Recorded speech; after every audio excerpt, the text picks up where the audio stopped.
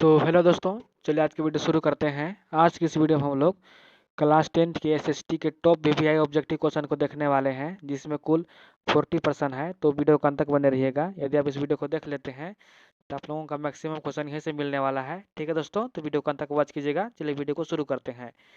ठीक है, सामाजिक विज्ञान का है, एमसीक्यू टाइप, और इसमें कुल 40 प्रश्न है। यहाँ पर देख लीजिए।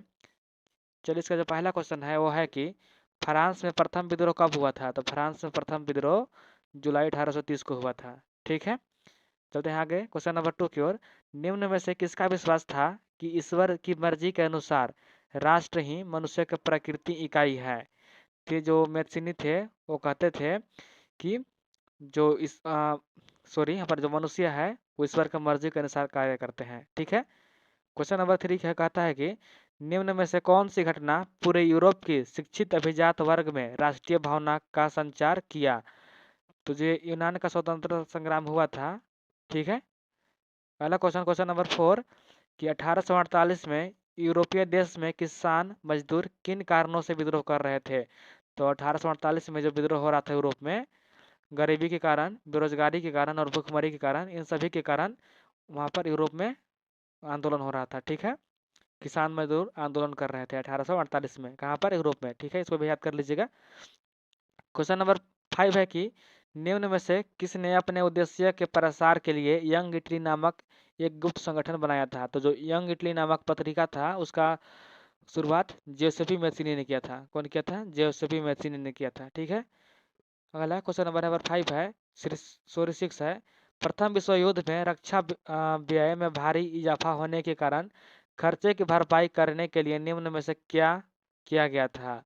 तो युद्ध के नाम पर कर्ज लिए गए थे, करों में वृद्धि की गई थी और सीमा शुल्क बढ़ा दिया गया था। यानी कि सभी कारण हो गया था। जब प्रथम विश्व युद्ध हुआ था तो काफ़ी कर्जा हो गया था, तो किसानों से ज़्यादा कर्ज लिया जा रहा था, कर में वृद्धि हो गया था और युद्ध के नाम पर कर्जे ले लिए गए थे। ठीक है, चलते हैं आगे। क्वेश्चन नंबर यहाँ पर नहीं दिख रहा है। एक और क्वेश्चन है कि यहाँ पर आप लोग क्वेश्चन नहीं दिख रहा होगा, यहाँ पर मैं पढ़ रहा हूँ। एकता का धर्म सभी भारतीयों को एक सूत्र में बांध सकता है, यह विश्वास किसका था। यानी कि जो एकता का सूत्र है वो सभी भारतीयों को एकता के सूत्र में बांध सकता है, यह महात्मा गांधी जी के विचार था। ठीक है, यहाँ पर क्वेश्चन थोड़ा सा नहीं अच्छा सा फोटो आया है। ठीक है, आप लोग मैनेज कर लीजिएगा। यहाँ पर अगला क्वेश्चन है कि यहाँ पर देख लीजिए। हाँ, जो यहाँ पर है कि जलियांवाला बाग मैदान में अमृतसर के गांव गांव वाले लोग किस मेले में शिरकत करने के लिए वहाँ पर जमा हुए थे। ठीक है, यानी कि जो जलियांवाला बाग मेला हुआ था उसमें अमृतसर गांव में, वहाँ पर कौन सा मेला लगल था। ठीक है, तो वहाँ पर बैसाखी का मेला लगल था। वहीं पर का हुआ था, जलियांवाला बाग हत्याकांड हुआ था। कब हुआ था? 13 अप्रैल 1919 को हुआ था अमृतसर में। ठीक है, याद कर लीजिएगा इसको भी। पूछ देगा कि जलियांवाला बाग हत्याकांड कब हुआ था, तो 13 अप्रैल 1919 को। और गोली किसने चलाया था? तो जनरल डायर ने गोली चलाया था। ठीक है, चलते हैं आगे क्वेश्चन नंबर 9 की ओर। महात्मा गांधी द्वारा वायसराय इरविन को लिखे खत में सबसे महत्वपूर्ण मांग किस वस्तु पर लगाए गए कर को खत्म करने के बारे में था। तो जो महात्मा गांधी ने वायसराय जो इरविन था उसको खत लिखा था, उसमें नमक का जो टैक्स था उसको खत्म करने के बारे में लिखा था। ठीक है, क्वेश्चन नंबर 10 है कि हिंद स्वराज नामक पुस्तक के लेखक कौन है। तो जो हिंद स्वराज पुस्तक है उसकी रचना महात्मा गांधी ने की है। ठीक है, अगले क्वेश्चन चलते हैं। अगला क्वेश्चन है कि जर्मनी के एकीकरण का श्रेय किसे दिया जाता है। तो 8वां जो बिस्मारक है, बिस्मारक को जर्मनी का एकीकरण का श्रेय दिया जाता है। ठीक है, चलते हैं आगे। कह रहा है कि चौरी चौरा हत्याकांड किस वर्ष हुआ था। तो जो चौरी चौरा हत्याकांड हुआ था वो 1922 में हुआ था। ठीक है, अगला क्वेश्चन है कि पवन द्वारा मैदान अथवा ढालू क्षेत्र से मृदा को उड़ा ले जाने की प्रक्रिया को क्या कहा जाता है। तो उसको पवन अपर्दन कहते हैं। ठीक है, जब पवन द्वारा मृदा का जो अपर्दन यानी कि मृदा का कटाव होता है उसको हम लोग कहते हैं पवन अपर्दन। ठीक है, चलते हैं आगे क्वेश्चन नंबर 14 की ओर। कह रहा है कि उत्पत्ति के आधार पर संसाधनों को दो भागों में विभाजित किया जाता है, उनके नाम बताइए।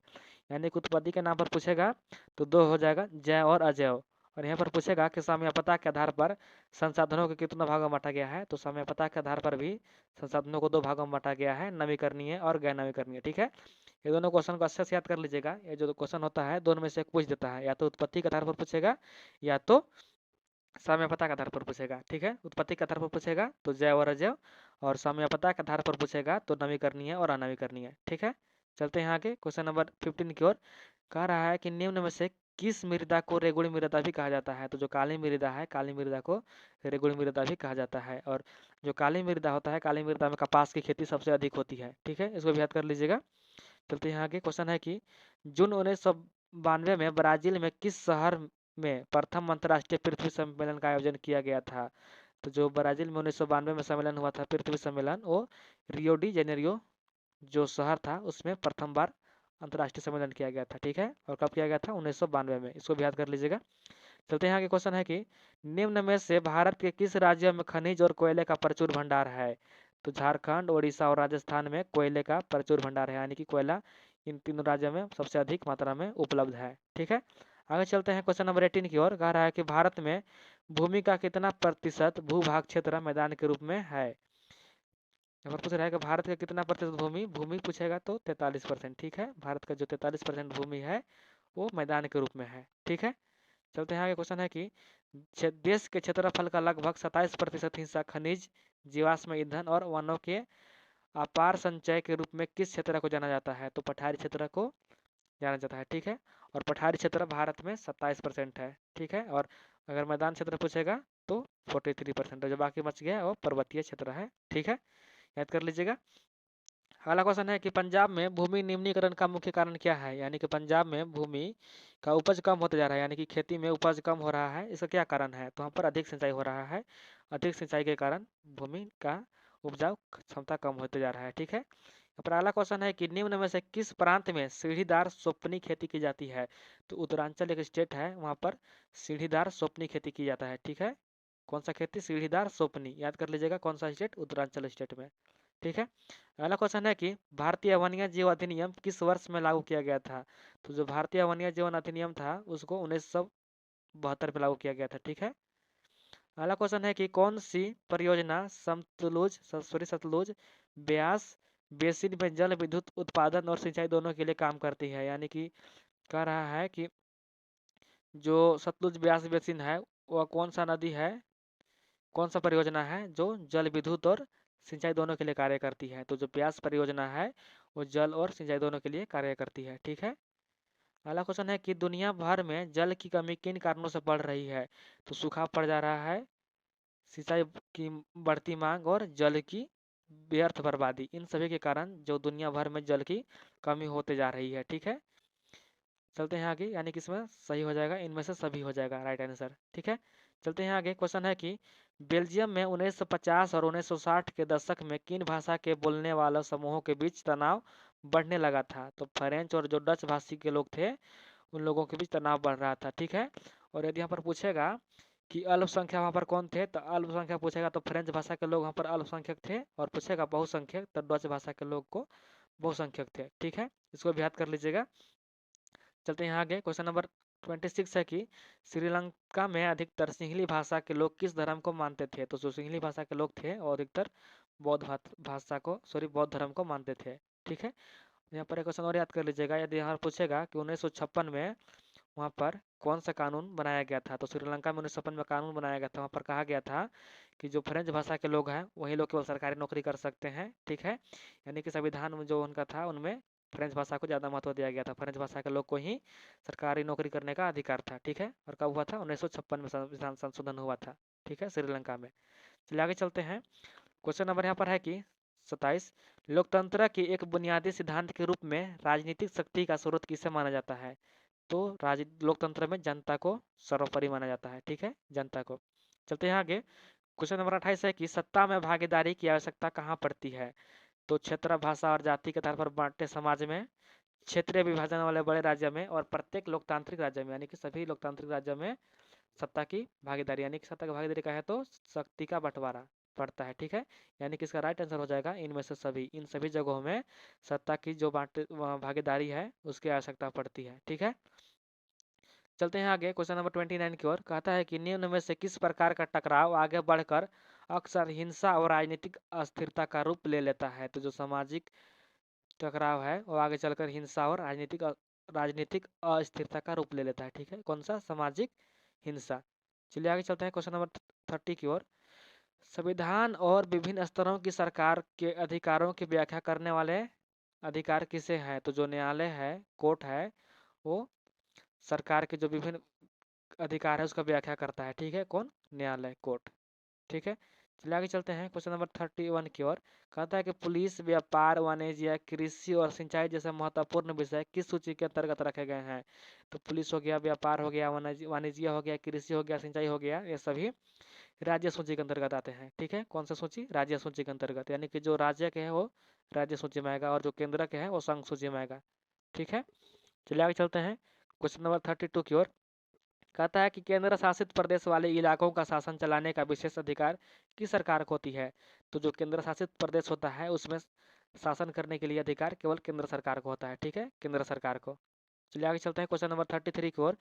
कह रहा है कि जब केंद्र और राज्य सरकार से शक्तियां लेकर स्थानीय सरकारों को दी जाती है तो उसे क्या कहा जाता है? तो उसको सत्ता का विकेंद्रीकरण कहा जाता है। ठीक है, और यह क्वेश्चन सब्जेक्टिव में आ सकता है, 2 मार्क्स का पूछेगा, सत्ता का विकेंद्रीकरण किसे कहते हैं? तो आप लोग लिखेगा कि केंद्र सरकार से शक्तियां को लेकर, केंद्र सरकार और राज्य सरकार से सारी शक्तियां को लेकर जो स्थानीय सरकार को दे देना ही क्या कहलाता है? सत्ता का विकेंद्रीकरण कहलाता है। ठीक है, आप लोग अच्छे से लिख लीजिएगा, आप लोगों का 2 मार्क्स मिल जाएगा। और ऑब्जेक्टिव में पूछेगा तो सत्ता का विकेंद्रीकरण मार दीजिएगा। ठीक है, चलिए आगे चलते हैं क्वेश्चन नंबर 34 की ओर। आर्थिक विकास के अंतर्गत सम्मिलित लक्ष्य हैं, यानी कि आर्थिक विकास के अंतर्गत कौन से लक्ष्य शामिल किया गया है? तो नियमित बेरोजगार हो गया, स्वतंत्रता हो गया, बेहतर मजदूरी हो गया, यानी कि इनमें से सभी हो गया, हो जाएगा।